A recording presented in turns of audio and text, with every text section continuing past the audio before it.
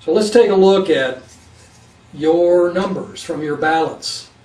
The black mat I'm standing on is identical to the black mat that I showed you earlier. It's the same black mat.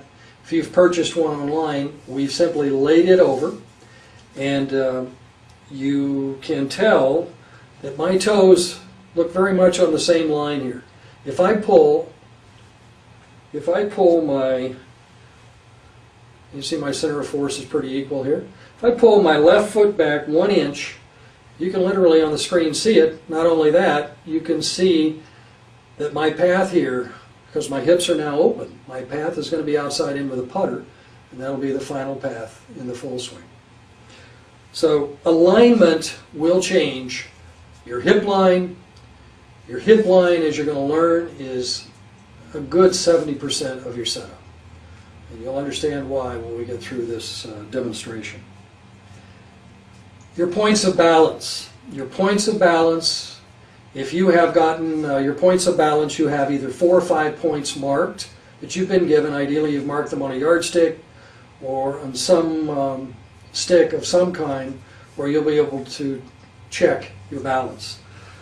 What this is going to give you is body awareness. Now, when I put this yardstick down and I put it to the middle of each foot so that I'm on one of my balance points, now you can see how well balanced I am just standing here. When I have my knee flex, my hips stay square, and you can see my balance points, pretty much a straight line between the green and the red block.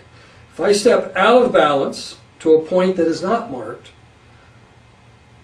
and I add my knee flex, my hips rotate left, and you can see how that my weight goes into my left heel. The green box stays pretty even in the center, but the red box goes well toward my heel, and again, that's an open hip line or an outside path. By the way, when you do this, we're all different. I'm back in balance now. When I'm in balance, we'll all be the same. When you are in balance, your knee flex will be the same on both sides when you're in balance. When you're out of balance, either your left knee will increase or your right knee will increase in flex. It's the change in the orientation of your knee flex that opens and closes your hip line. Now, if you watch me here, you look at me straight on, and I add my knee flex is the same. The bar on my hip stays square, and when you look at the center of force on the screen, you'll see that they are just about identical, and they'll stay there. Now, when I move out to an out of balance point, you'll notice that my right knee flex increases over my left. And as my right knee flex increases over my left, my hips open. If I move further out to my next point of balance, you'll see that, and this is one of my points, by the way, where my hands line up. My cards line up, as you saw earlier.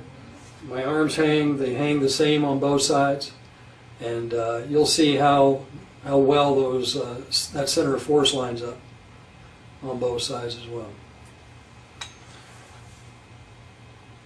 Again, I have about a 2-inch span here between the next 2 points of balance. I step to an out of balance point, and as I step to that point, you can start to see on the screen before I even add knee flex that my weight is moving toward my left heel, and my right heel, right side is staying pretty similar. And now you can see that the bar, the center of force on the left side goes pretty far back to the left.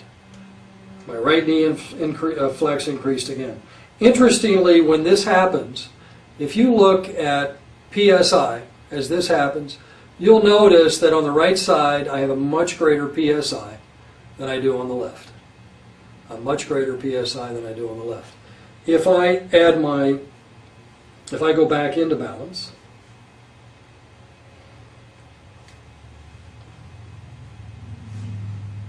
and here I am back in balance, and I have flex to the increased flex on the left side, you'll notice that the PSI goes dramatically higher for me. I'm at 27, 26, 27 PSI on the left and 17 on the right. What this means is that my weight is loaded more left when I'm out of balance, and many players have this, which means now I'm going to have to move laterally to get back to my right side.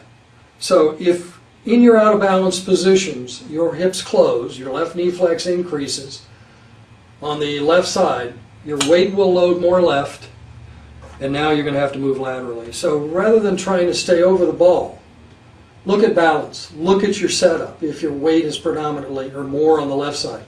If you are moving laterally, there's a good probability that it's simply a balance issue.